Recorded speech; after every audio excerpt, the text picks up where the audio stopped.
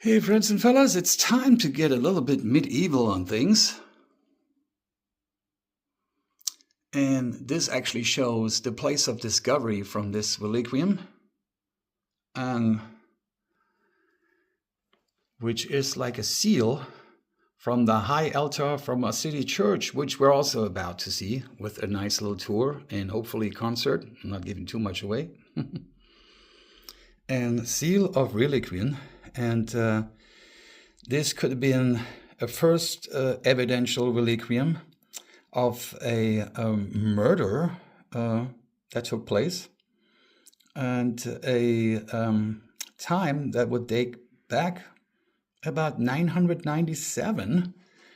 The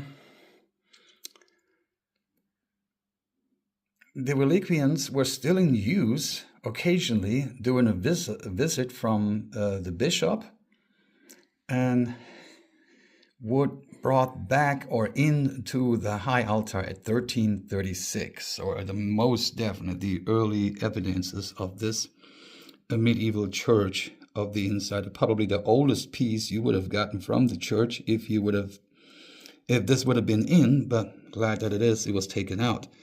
We will see the whole church in its entirety soon.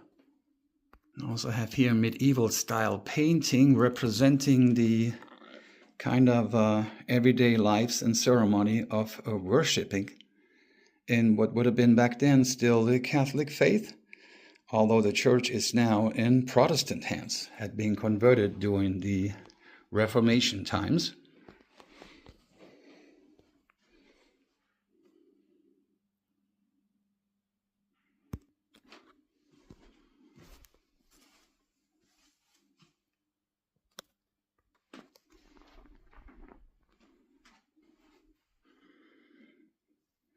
In the early days of the construction with and for the church would have been definitely a thing. Anything written back then in the times of the medieval days was written in Latin.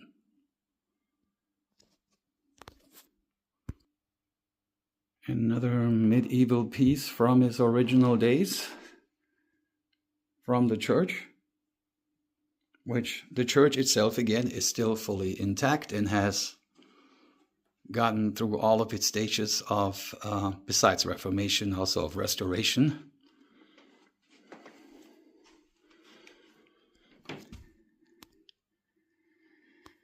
These pieces and parts would really take me all day to get through it. I probably could still read some of it. It's an old based Latin, German kind of manuscript, which take a lot of research, but this will take us into the process of going from medieval days to the times of the current Baroque. And we have a good example of a booklet, which verses containing psalms and spiritual songs from around 1608 from Nuremberg during that time. And it would be binded together in all pergament paper pages.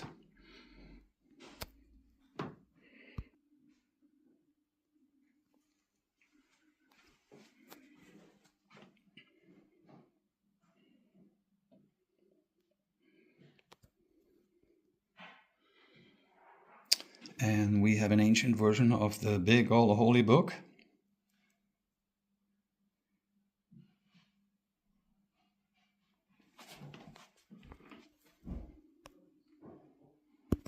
Well, this will represent a carved lion, probably out of wood, and it's the representational emblem from the lion pharmacy at the market, probably in its original.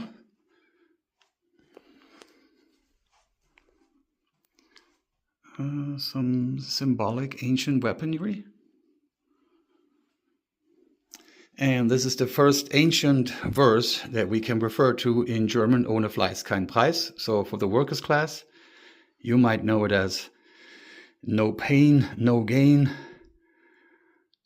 or without hard labor, no result. Well, in its direct translation.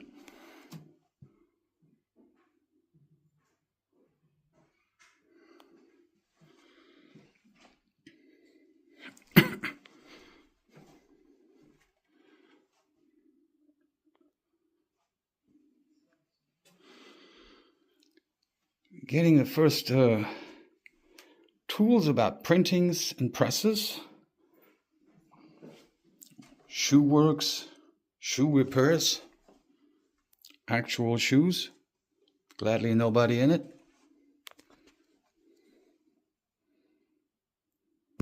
And a little testimony from the spa in Bad Wildungen, where somebody just gives you a little livelihood of the everyday life, by Karl Klapp. And he writes about that in this whole day, written in a little older German, but basically you don't really come to rest as much. There's always something to do. So it's going day by day, 3 to 4 weeks, all working and serving. And for all the friends of nature and the beauties, there's, the maintaining to do. So basically a testimony for those behind the scenes. They did not have too much to, enjoy themselves, but a lot to serve with. This will be an advertisement for traveling utilities. And you'd have your all-time classical shoe repairsman.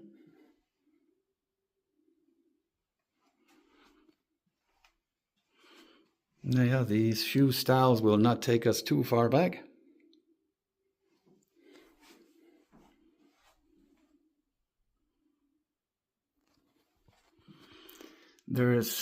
For the completion, we know there's a letter missing, Leben. That's the reference for that. We're missing the L, which is live and let die. Leben und sterben. Well, if that is good enough for one crest,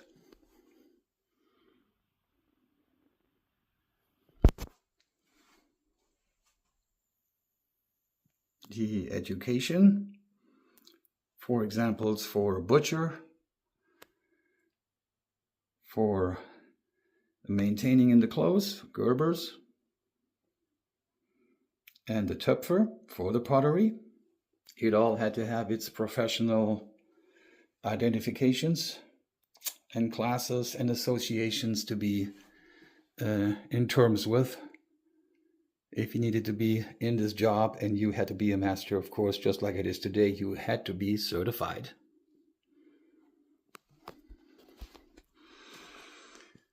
A little bit more about the things you can do that even takes us back in some old days. The walking.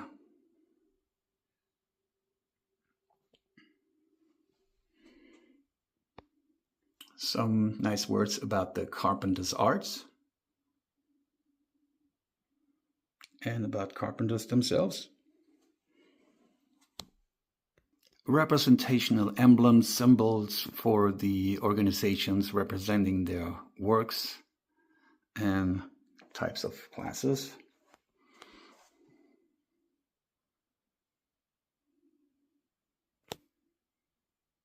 And finally, we are in the population stages of the medieval days. And there's lots of things to discover here. Maybe not all the pictures, but this represents about basically the public defense about the early version of a National Guard. And these were some of the last representations, as you can read from then, what was called the Night Watch around 1900s. The last of their own kind. And a little assembly of the local hunters. And everything, of course, had to be in its own union. But now, ladies and gentlemen, let's face the facts. It is really all about this stuff. The real early days of facing your future outlook into the barrel.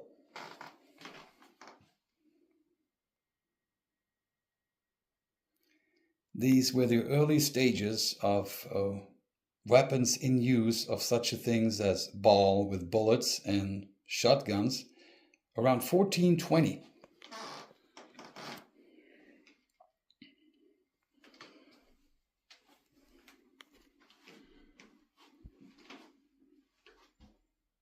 Also to the left we have this nice little representation of a Jewish gravestone around 1909.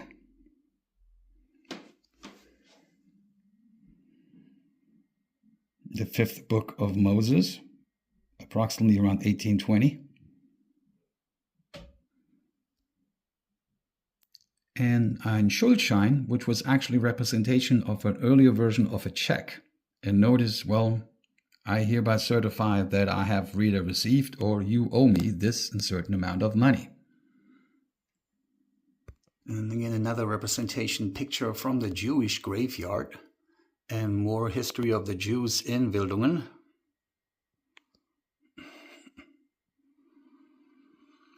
Which started to be around 8 families at the time between the 1800s and 1870s.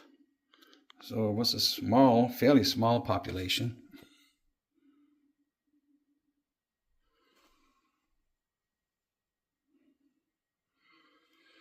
And again, get some beautiful inside art, the synagogue.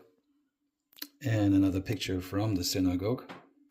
This happened to be a very interesting rhetorical piece of getting yourself noticed in the town, because somehow this must have been so important for having a leather bucket in the town, because anyone who wanted to be a Wildungen citizen needed to bring in a leather fire bucket for distribution, for bringing it to fact, or hoping if whatever catches on fire, we have this thing here. So leather fire buckets were the thing of the day to pay your homage for citizenship.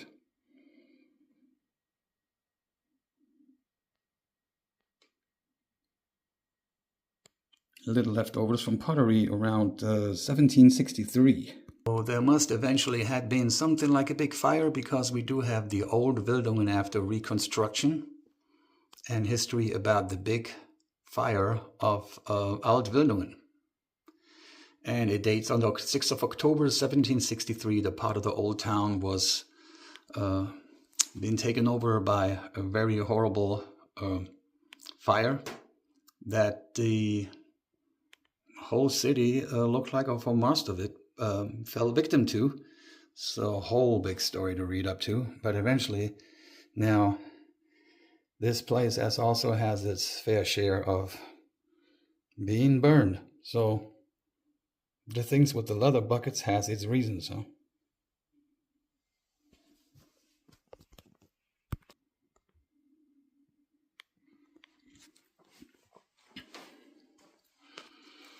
And as we know from the history, the evidence is the church, which was built during medieval days, and it turned over in the 16th century to a Protestant church. We're talking about St.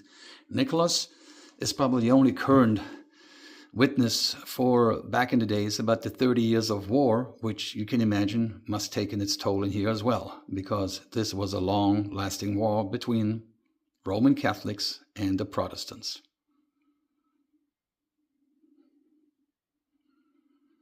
And it was very bloody indeed, even for its historical days.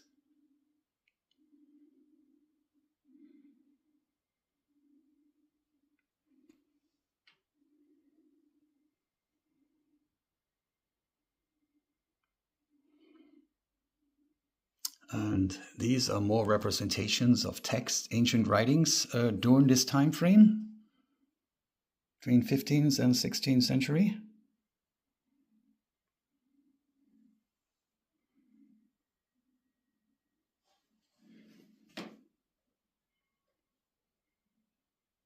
City seals and coins.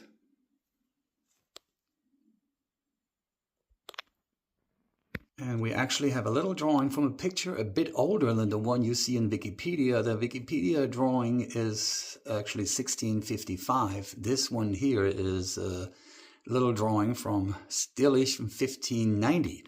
So about good, yeah, we can say 60 plus years ahead. Still showing the unique outlines of the Friedrichstein Schloss, Palace, which is here more represented as a castle, and the church a little bit to the right, which having this unique taller tower, which only from here on down is about to be seen as now. And more facts about the founding of the city. The old city seal dating back to 1262, the foundation. Armed knight with a throwing a lion in his shield. It's hard to discover there, but definitely armed. And the lion is, of course, even then, a very important symbol. The city started to get in business around the 12th century. About 1240 is when we know that the whole process was in the making, from just being the foundation to become into a city. So it started 1262, but by 1240 we know that the city, the building of the castle, was in progress. The old city wall, which we're still hopefully to come across left over. And some little variety of findings here dating back a variety of different times. Ceramic about 6,000 years ago.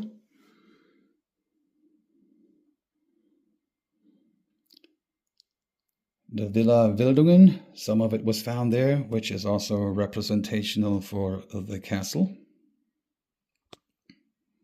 And I guess this lucky fella has also seen better days.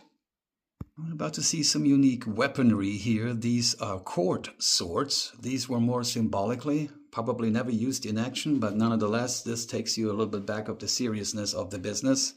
These were worn as a representation in the court around 1592.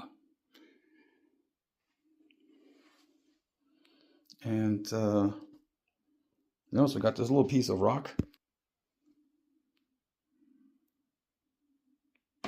And some more pieces of paintings and drawings from the little unfortunate history of Bad Wildungen in its around 1500s to 1600s, as there were numerous witch trials in progress.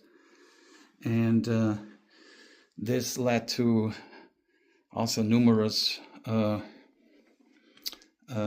scenes of people being many times unjustified put to death for the so-called witching, which the witch trials in here definitely had their toll.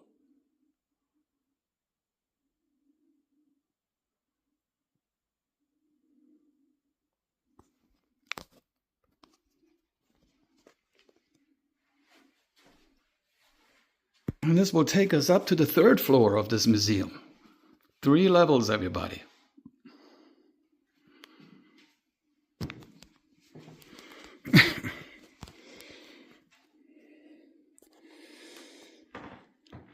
And this will take the whole thing more classier from the medieval days into the Baroque and Renaissance times of its days.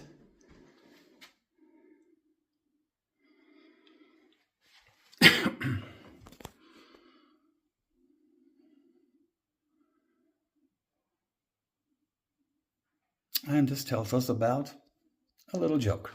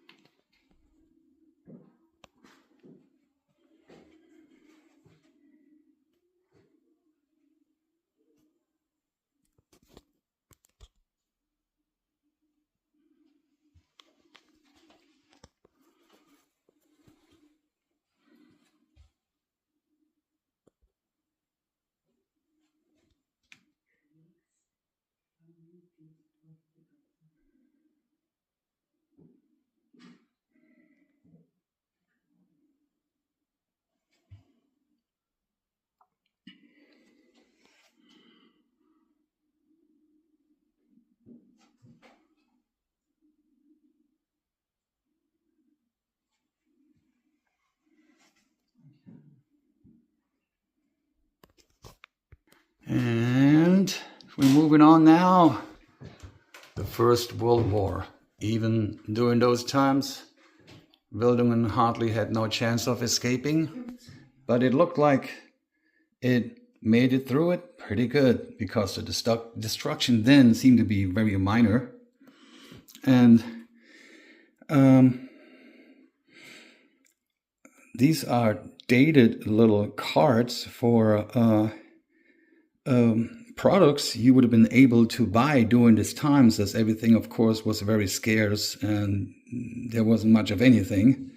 So you had to get most likely soap and eggs, and this would be an egg card or an egg coupon. Unfortunately, no way of using it now. It had to be expired.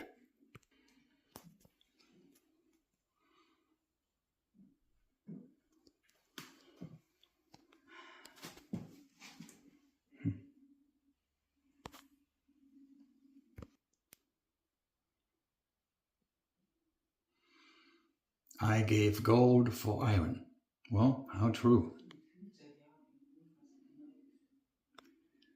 The lack of metal and material in those days can pretty much not to be understated, as a lot of people then had to bring in what they could to fulfill the needs of the war, as they were collecting things left and right to put it into weapons, irony, and most definitely munitions, as the war had taken on in its form. Announcements, a call, soldiers, farmers, and citizens. Close to ranks and free life in a free state. Well, that sounds like something you would want to get into back then. Typical uniform as we know it so well during the imperial days, not only worn for soldiers but also to citizen defenses or police.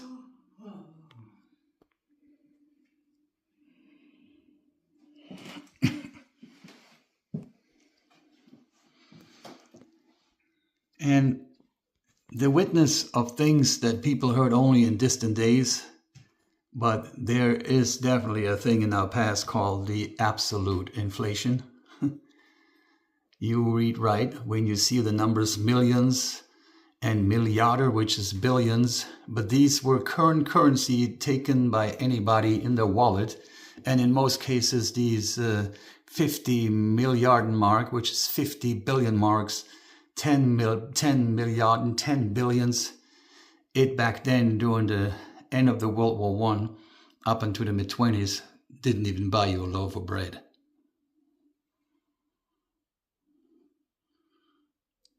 Currency had totally collapsed in its entirety.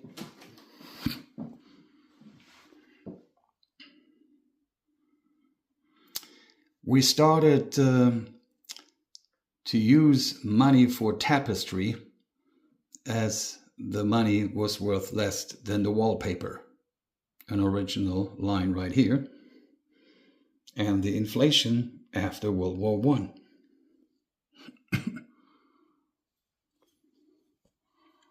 And this is more or less a good example of what you have there when the money is worth less than wallpaper.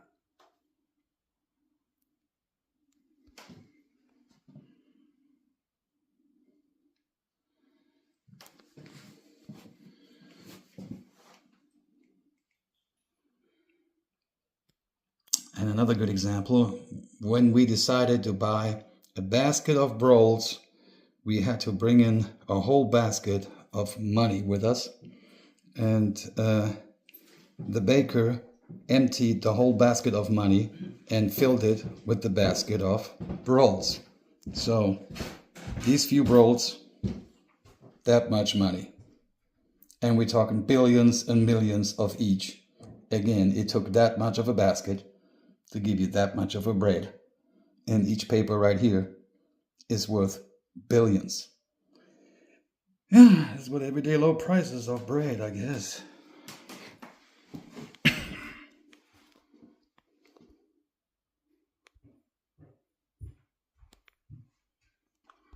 Yeah, strict punishment was definitely enforced, a command for everybody, for workers and soldiers to obey their commands.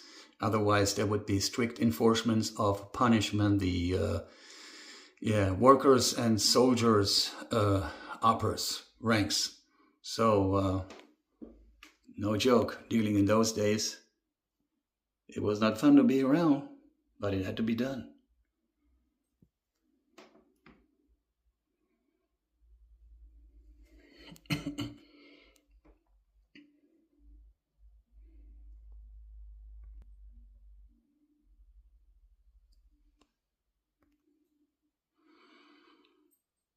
Of course, attention, citizens, commands, calls. Well, we do have a version here for that in English.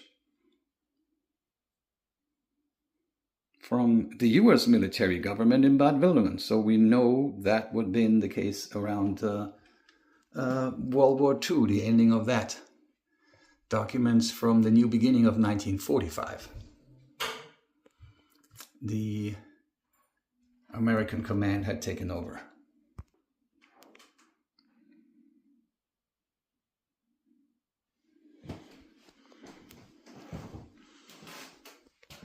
And in times of emergencies,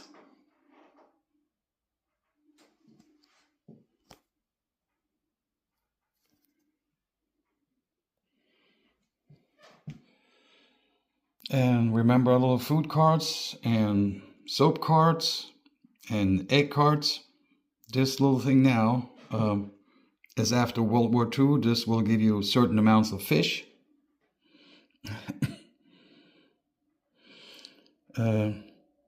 Kids' socks or wool for socks for production. So either way, these were coupons for that. This would be a coupon or some sort of certificate allowing this owner of certification about 32 kilograms of basement potatoes. There's a certain kind of potatoes you would actually have in big old crates of wood being stored in your basement, and the smell is still unique in my nose. I remember that in my grandmother's days, and some people just kept their things going as times went on. Why disturb the habit, right? Also known as the Big War.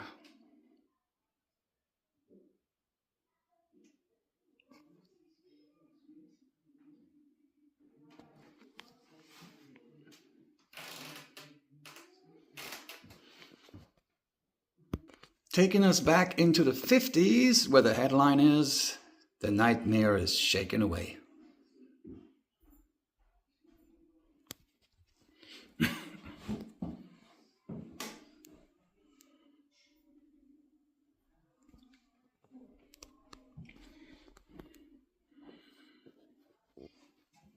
Now I remember my grandmother having an exact lamp like this.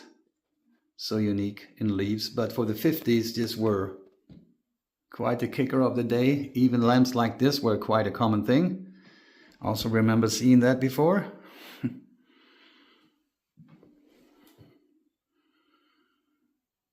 Yep, the first versions of some typewriters. And don't mess with the local TV.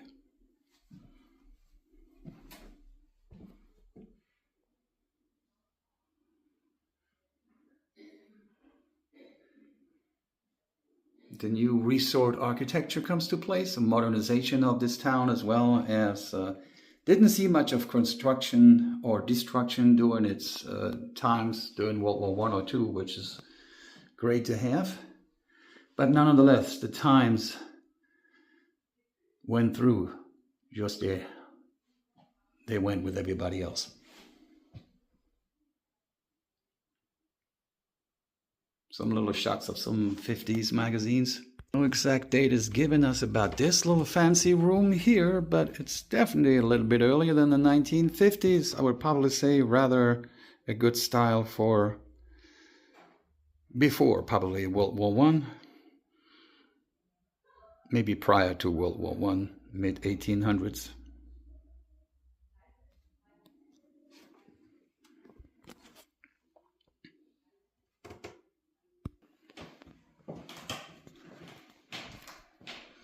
At least there we do have a little timetable on when things went to place. But volunteer firefighters, gold and silverware, all kinds of ads and papers.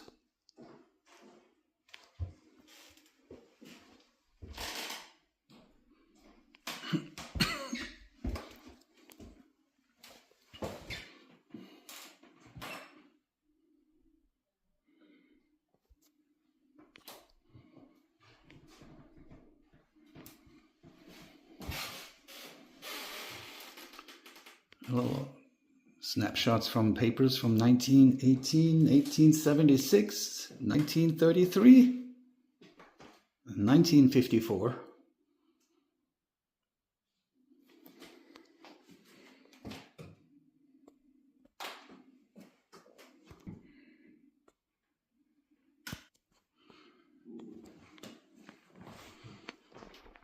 And just for 1 minute, I was just thinking this guy was real. Got me good.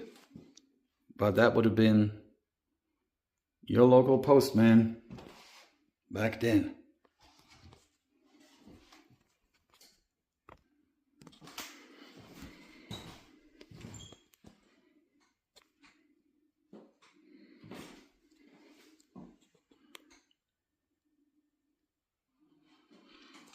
A letter scale.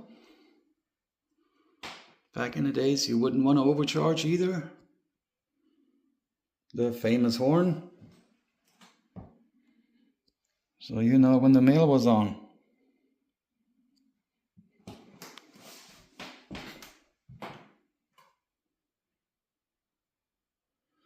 And we have one of the last postal carriages in Bad Wildungen, 1909. Looks like something has quietly taken over.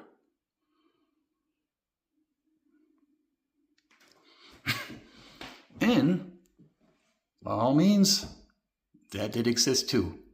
Not too much of translation needed. The Kids Post.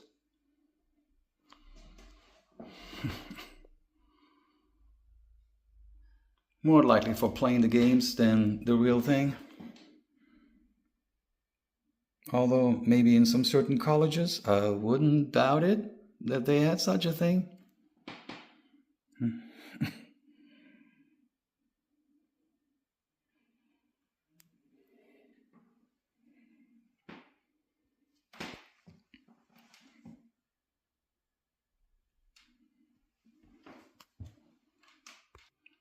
This little sketch they're drawing is the long yearning, so waiting a long time for leather.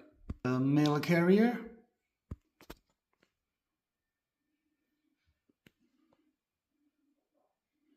The women in the office. So connecting your back in the days phone calls. The telegram. Yeah, before we know SMS and our email were done. And probably a little symbolical type of a sort as well, but nonetheless it is one.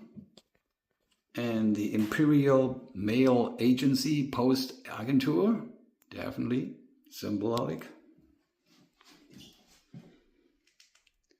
And we do have a little model here of the Imperial Post Office. Well, dating back to 1908.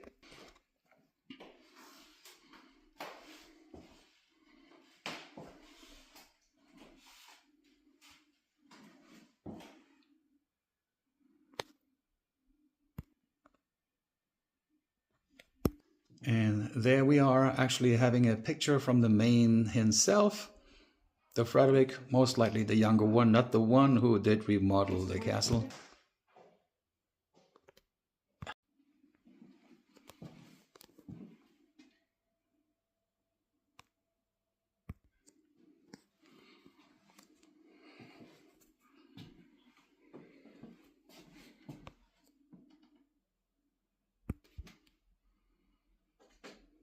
More porcelain, potteries, and things that make just a day a little easier back in the day.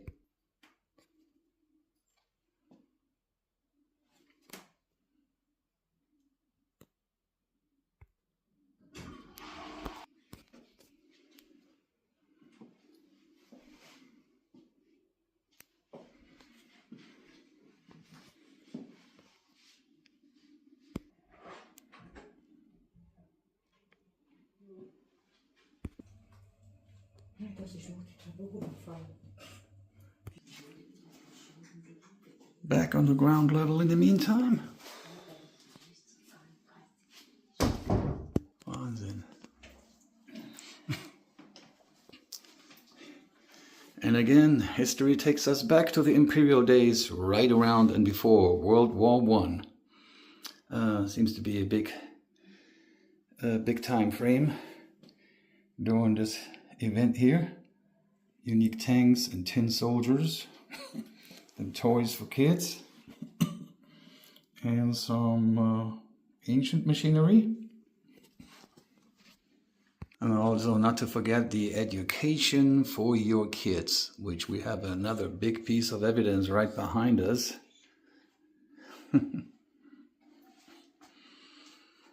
And the work at home, which was to be referred to as das Hausmütterchen. You kind of like learned to work very early at a young age, the work at a house.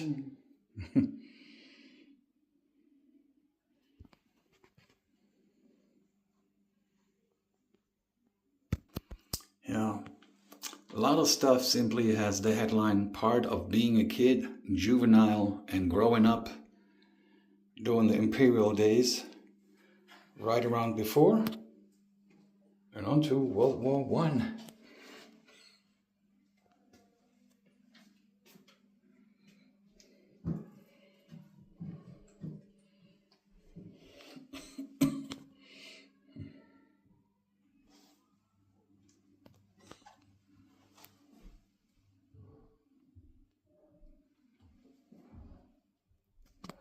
And die Erziehung im Kaiserreich, the education in the emperors.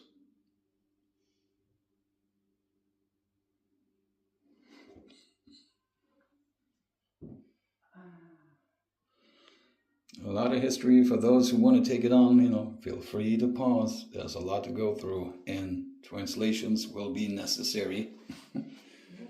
Definitely, it was not much to be fun to be a kid, although there were a few things to be fun with. You spent more time reading. You were probably earlier a soldier than anybody else in later days. And camaraderie and being young was everything about spending some time together as a whole. Big things about books because the local tablets were just not available. Do have some little miniature drawings and paintings, which were kind of sort of parts of entertainment. I was trying to get into this cabinet and turn this light on, but it wouldn't work. Representing a little bit of everyday life, just a bit before our 19th century, the everyday work. The tough labors in bakeries, ironworks, laundry. I'll draw, a little bit of war times. And normally you would take those little small pictures, have some light behind it, and it will come to light in color. This is what this whole thing is all about. We have a little switch, but it unfortunately didn't work. And there we have it, school stories, school in general, school in Wildungen, and kids in general. And they have taken this part of this exhibition very to detail here, because now here we are, the whole seat by seat, table by table recreation of a classroom, which back in the days during imperial times would have just looked like this. And we can even take a closer look. Learning how to write, having sort of your feather and your chalk and your board and your rag. And even as a slight conversation goes, my sis even remembered this being in place until around the 1960s.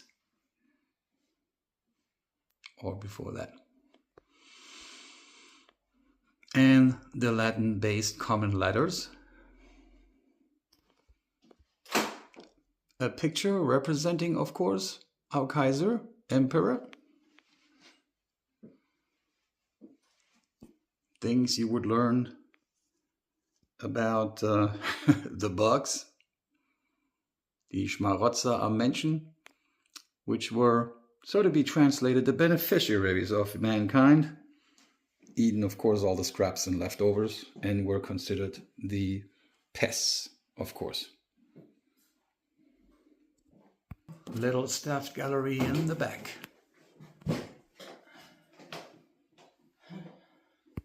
Even the peak outside the window remains absolute classical, historically in its own kind of the view of our half-timbered houses.